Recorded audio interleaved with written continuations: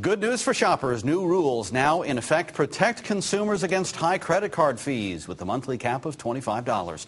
However, financial experts point out there are exceptions, including if you've had another late payment within 6 months. Your fee can go to $35. You can check out all the new rules at ctnow.com. American International Group is bringing down its debt, repaying nearly $4 billion in federal bailout loans. The payment will trim AIG's outstanding balance on taxpayer-funded loans to $15 billion. Overall, the New York-based AIG received $180 billion during the financial crisis to avoid collapse. Well, Brent, they're already part of our vocabulary, but now they're official. The Oxford English Dictionary has put out its new words for 2010, and some of them are probably pretty familiar. Yeah. Remember that annoying horn at this year's World Cup? Yeah, well, everyone's favorite, the Vuvuzela, makes the list. Oddly enough, Oxford finally gave in to wardrobe malfunction as well. I'm sure Janet Jackson really had nothing to do with that, though. Also making the cut, staycation, social media, and chillax, which is a mix of chill and relax. Now, to see the complete list, just go to our website, ctnow.com. And it's that time of the year again. Parents may be rejoicing. Kids are getting ready to head back to school. But one Florida school district is making things a little bit maybe difficult for students and teachers to maybe interact. And it's all because of Facebook. In fact, they're actually asking their teachers to defriend students. And this is something that I posted on my Facebook, and I asked you to comment, and we're getting plenty of comments in regards to this. Neil Reesing says it will lead to trouble, while Michael Spiegel argues the only time teachers and students should be friends on Facebook is after the student has graduated. On the same note, Nick says he just graduated and is friends with a couple of teachers to stay in touch, and that's how it should be. Shelley Philbreck Wilder says, unfriend them. It's not a good idea to let your students know your private life. But Tim Brooks Jr. says, quote, I think that it's good that teachers and students be friends on Facebook. It helps their trust and relationship between student and teacher grow. And this has also been our topic on today's poll at ctnow.com. And we're going to check in with the poll and see just how you're voting. Right now, 74% of you or 73% of you are saying that it is completely inappropriate, that students should not be interacting with their teachers on Facebook, while 2% said, of course, it's a great way to expand classroom learning, and 24% said the school district shouldn't have a say one way or another.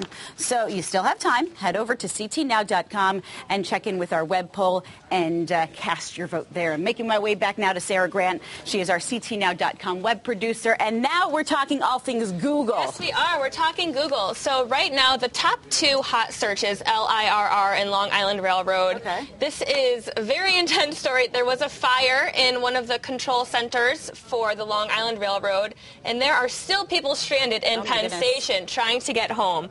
The latest update is service has been partially restored around 3 p.m. for people trying to get home, but only about 5 trains left, and there are still thousands of people stranded trying to get home. So people are obviously hearing about this from wherever they are. They're typing it into Google, and that's why it trends. Probably they're on their BlackBerries singing, how am I going to get home today? All right, what else is trending? If we go back and look at the trends here, number 3, Evelyn. She is the latest girlfriend of Chad Ochocinco. Doesn't he have his own dating show, too? Well, that is why everyone's kind of Googling. It's a big story. She is from Basketball Wives, and Veach was not very happy because his show is still running. So you're kind of ruining the ending of your show. And we're mixing basketball and football here. Exactly. And he tweeted that they're dating. He put this picture up on his TwitPic, and so VH1 is saying, you kind of ruined the ending of your show. Oh, my goodness. Yes. And what? Do you have anything else on Google to look at? One more thing. Harold Dow, he was a 48 Hours correspondent, veteran correspondent. He died on Saturday.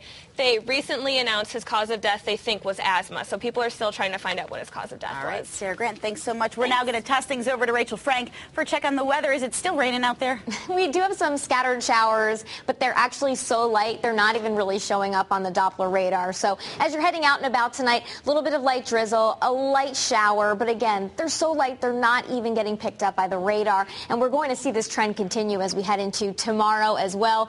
No sunshine for a couple of days. 66 in Hartford. for tonight or today. 66 in Chester, right now it's 64 outside in Willimantic. The clouds are around. Again, we've got a couple of showers as well, and those showers are also out in Pennsylvania for, of course, the big game tonight. Little League World Series, Fairfield, last chance, and there will be a couple of showers around for that, as well as clouds with temperature of 66 degrees. Around here for tonight, patchy fog, 58 to 64 for an overnight low temperature. Then tomorrow, we're going to do it all over again. Cloudy, breezy with a few showers, a little bit of drizzle, 67 to 72, so certainly cooler than average. And the frizz factor for tomorrow, you're not going to find this on weather.com, up at a 7, so not a very good hair day. Your Fox Connecticut's 7-day forecast, which is always online at ctnow.com.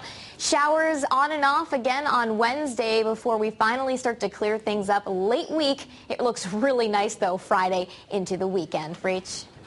Rachel, I love the frizz factor, but you got to make her have a frown when she gets really frizzy. You know, no one's that happy when they're that frizzy. All right, we have more coming up, including the latest on Fantasia, why she says it was no accident, and also get ready to see a whole lot more of Heidi and Spencer. But first, we're at the assignment desk now to check in with Erin to see where our crews are headed for 10 o'clock tonight. Hey, Rachel. Well, we're going to continue working on that breaking news out of Enfield. We're hearing one person was struck and killed by an Amtrak passenger train. We'll have more on that tonight.